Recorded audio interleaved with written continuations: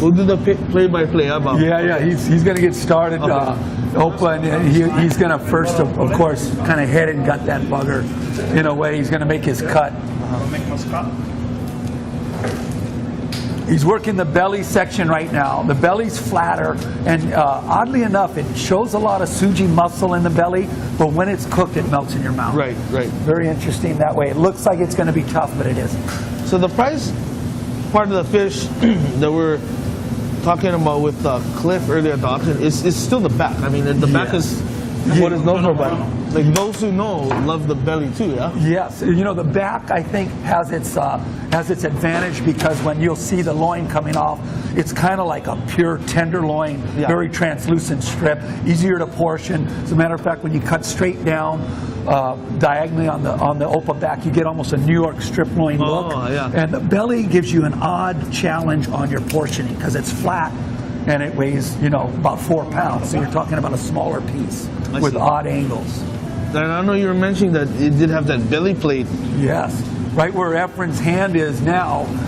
This section right here, and I'll slow you down for a moment, Efren. This section's a bone plate that actually acts as a shield for the fish. You see scars from sharks and marlins. This is all rock hard. And this is a defense mechanism. The Opa's a mid-depth swimmer. You can see by his eyeball, it's very large eye. So he swims where it's dark, around 300 feet, feeding on squid.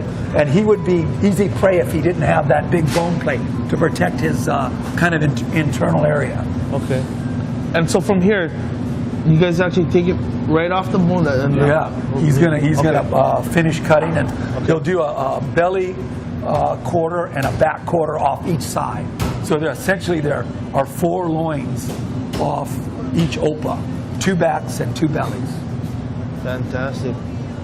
Now, you were saying that it is a about 300-foot depth kind of fish? Yeah, they like that mid-depth. And, you know, you get 4 species in Hawaii that hang out there regularly. And local fishermen who might troll, and even bottom fishermen who go for onaga down deep, they don't see this fish.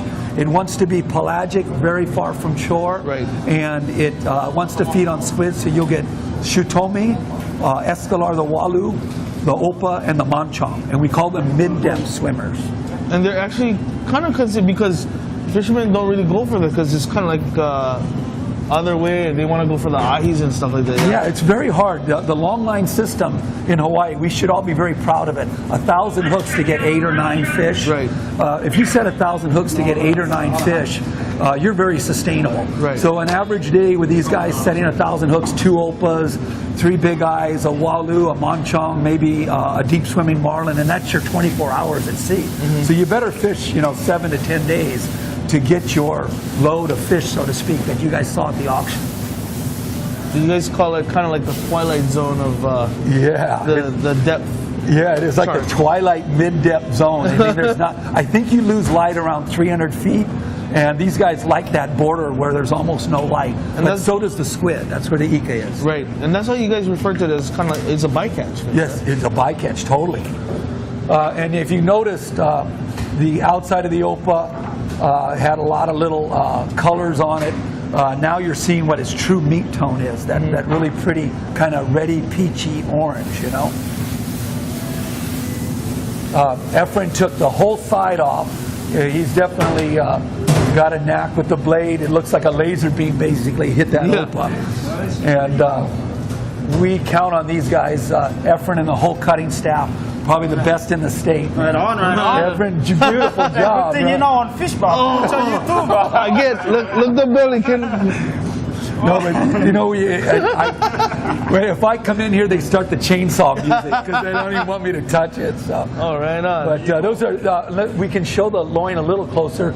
This is considered the back loin, and this is considered the belly. Right about where you see that really more fatty area. This is belly section, back section. So you've got 2 different styles of meat, yet they will both come out pretty similar when grilled.